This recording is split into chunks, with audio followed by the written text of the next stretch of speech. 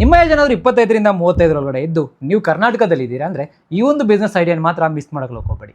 S, ಈಗಿನ ಕಾಲದಲ್ಲಿ ಯಾವುದೇ ರೀತಿಯಾದ ಜಾಬ್ ಸೆಕ್ಯೂರ್ ಇಲ್ಲ ಅಂತ ನಿಮಗೆ ಗೊತ್ತು. ಒಂದು ಸೈಡ್ ಎಸಲ್ನ ವ್ಯಾಲ್ಯೂ ಈಗೀಗ ಜನರಿಗೆ ಗೊತ್ತಾಗ್ತದೆ.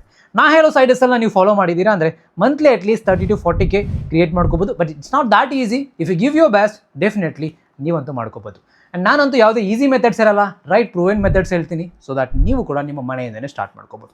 ಆ ಮೆಥಡೇ ಬಂದು ಡ್ರಾಪ್ ಶಿಪ್ಪಿಂಗ್. ಡ್ರಾಪ್ ಶಿಪ್ಪಿಂಗ್ ಅನ್ನೋದು without holding a stock, without holding an inventory, ನೀವು ಇನ್ನೊಬ್ಬರು ಪ್ರಾಡಕ್ಟ್ನ ನಿಮ್ಮ ಓನ್ ಪ್ರೈಸ್ಗೆ ಸೆಲ್ ಮಾಡಿ ಪ್ರಾಫಿಟ್ಸ್ನ ಮಾಡ್ಕೋಬೋದು.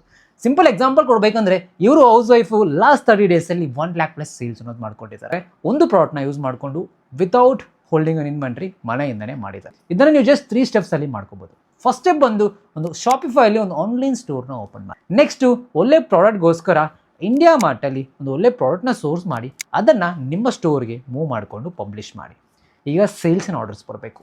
ಸೇಲ್ಸಿನ ಆರ್ಡರ್ಸ್ ಬರೋಕ್ಕೋಸ್ಕರ ಮೆಟಾ ಆ್ಯಡ್ಸ್ ಮ್ಯಾನೇಜರಲ್ಲಿ ಒಂದು ಆ್ಯಡ್ಸ್ನ ಸೆಟ್ ಮಾಡಿ.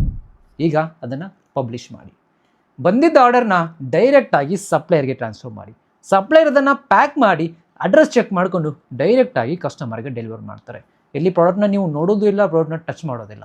ಇದನ್ನೇ ನಾವು ಇಂಡಿಯನ್ ಡ್ರಾಪ್ ಶಿಪ್ಪಿಂಗ್ ಅಂತೀವಿ. ನಿಮಗೇನಾದರೂ ಇಂಡಿಯನ್ ಡ್ರಾಪ್ ಶಿಪ್ಪಿಂಗ್ ಬಗ್ಗೆ ಕಂಪ್ಲೀಟ್ ನಾಲೆಜ್ ಬೇಕು ಅಂದರೆ ನನ್ನ ಕಮೆಂಟ್ ಬಾಕ್ಸಲ್ಲಿ ಕಮೆಂಟ್ ಯು ಡ್ರಾಪ್. ನಾನು ಪರ್ಸನಲ್ ಆಗಿ ಡೀಟೇಲ್ಸ್ ಶೇರ್ ಮಾಡ್ತೀನಿ, ಸೊ ದಟ್ ನೀವು ಕೂಡ ಒಂದು ಸೈಡ್ ಹಸಲ್ ಬಿಲ್ಡ್ ಮಾಡ್ಕೋಬೋದು.